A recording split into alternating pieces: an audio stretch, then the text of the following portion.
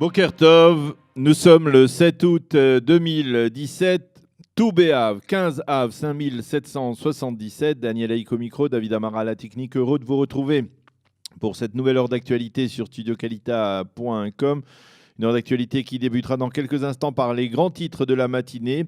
Vers 8h10, nous diffuserons l'entretien que nous avons réalisé avec l'écrivain, l'historien Michel Gurfinkel, qui nous parlera, puisqu'il est spécialiste et expert en matière de relations entre les États-Unis et d'autres pays, et les États-Unis eux-mêmes. Il nous parlera de ce que l'on pourrait appeler la pagaille qui règne dans l'entourage du président américain Donald Trump à la Maison-Blanche et sur les répercussions que ce chaos qui semble se prolonger à la Maison-Blanche pourrait avoir sur l'État d'Israël en particulier. Vers 8h35, ce sera la chronique d'Eliana Gurfinkel, qui a un certain lien familial avec Michel Gurfinkel, nous ne le cachons pas. Eliana Gurfinkel qui présentera sa chronique Un jour notre histoire. Et puis vers 8h40, je vous présenterai la revue de la presse et des médias israéliens. Et peut-être que nous aurons l'occasion d'avoir vers 8h50 une chatranite qui pourra nous parler à l'occasion de tout Béav des difficultés à découvrir l'âme sœur dans le monde, en particulier dans la communauté francophone en Israël. Ce sera vers 8h50. Et puis il y a une sorte de défi aussi auquel on m'a demandé de me confronter et je vais essayer, je ne suis pas sûr que je vais essayer de le relever, ce défi, mais c'est un défi qui a été lancé par Sylvain Lascar dans le cadre de son morning. Peut-être qu'à l'occasion des vacances, on essaiera tout de même de lui faire plaisir.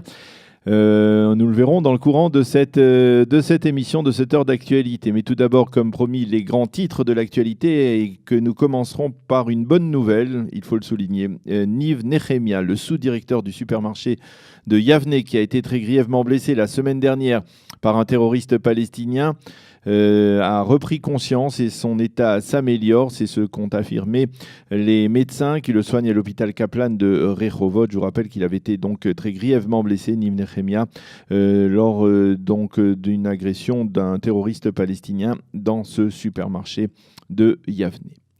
Le tribunal de Haïfa a décidé de déchoir de sa citoyenneté israélienne un arabe israélien, Alaa Ed Ahmad Zivad, qui a été reconnu coupable d'un attentat à la voiture bélier qui s'était produit en 2005 près du kibbutz de Gan Shmuel dans la région de Haïfa. Le tribunal avait été saisi par le ministère de l'Intérieur.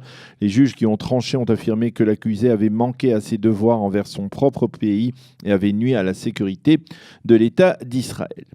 La tension n'a apparemment pas disparu aux abords du mont du Temple. Des centaines d'enfants palestiniens sont arrivés hier après-midi sur l'esplanade pour participer à un festival, ce qui a donné lieu à des échauffourées avec les forces de sécurité qui patrouillaient aux abords de l'esplanade. 3 des manifestants ont été arrêtés. Puis les affaires judiciaires concernant Binyamin Netanyahou, alors qu'Ari Haro, l'ancien directeur de cabinet du Premier ministre, tente de repousser les comparaisons faites depuis 24 heures entre son attitude et celle de Shula Zaken, l'ex-secrétaire d'Ehud Olmert qui s'était retourné contre lui pour sauver sa peau.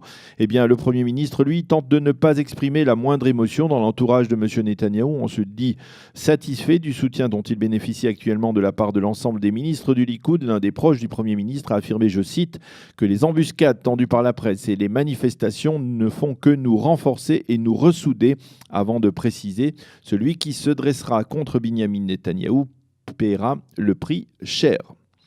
Israël empêcherait Mahmoud Abbas de quitter la Moukata à Ramallah, et ce depuis que le Raïs palestinien a profité de la crise sur le mont du Temple pour inciter contre l'État hébreu.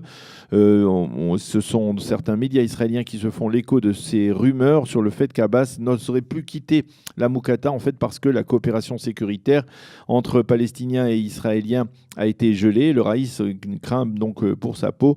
Le porte-parole de Mahmoud Abbas, Nabil Abouradene, a démenti ces rumeurs. Il a donc affirmé que c'était Israël qui empêchait Mahmoud Abbas de quitter la Moukata. C'est aujourd'hui, il faut le rappeler, que le roi Abdallah de Jordanie se rendra à Ramallah pour y rencontrer le Raïs palestinien et faire ensemble le point sur les retombées de la crise des portiques autour du mont du Temple. C'est la première fois que le roi Abdallah de Jordanie se rend à Ramallah depuis 5 ans.